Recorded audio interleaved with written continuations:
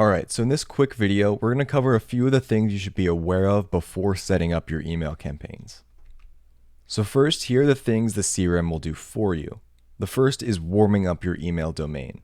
This is something you have to be mindful of if you're doing email marketing outside the CRM. Basically, the CRM will send automated emails that look like a regular person-to-person interaction to others in our network in order to build up trust with email providers. That way, your emails are less likely to go to spam because they're not simply a brand new email suddenly flooding with marketing emails. They actually have a little bit of activity behind them, and the email providers learn that a real active user is behind the email address. Another thing the CRM does for you is configuring the unsubscribe link. As long as you add a footer to your emails using the email builder, which I will cover in detail in the next video, an unsubscribe link will be added and will work after a simple workflow trigger is set up.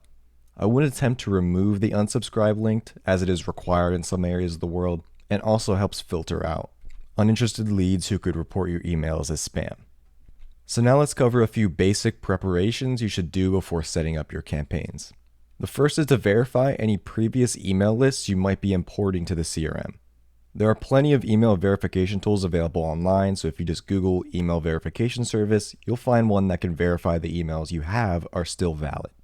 Sending to an invalid email address that's either fake or no longer used can result in a bounce, which does not look good in the eyes of email providers that are monitoring for spam. You also want to segment your email lists and ideally tailor your email marketing to each one. This means building separate campaigns with different messaging for different groups of people.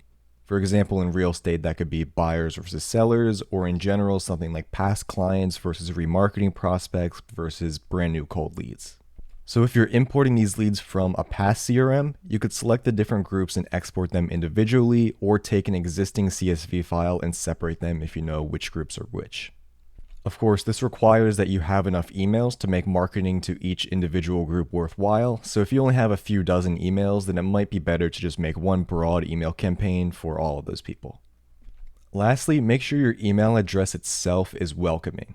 What I mean is that it should ideally be your name at yourcompany.com or something about your name and your business at gmail.com, for example. If your email starts with info@ or support@ something.com, then it could go into promotions or spam automatically. It also just feels a lot less personal when you're interacting with a generic business email than with someone's personal email with their name attached.